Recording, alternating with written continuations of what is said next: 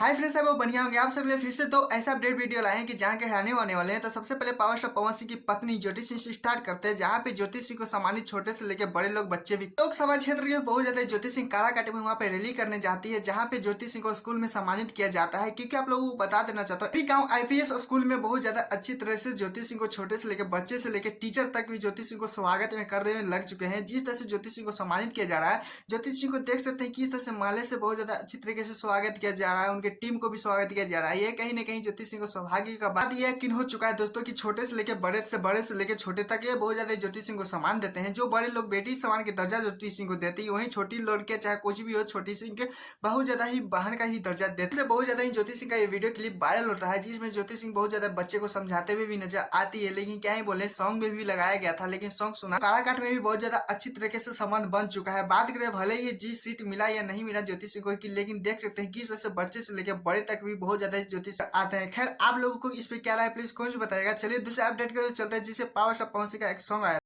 कालगरलिये कंठ रमाए वस्तु दिगंबरा।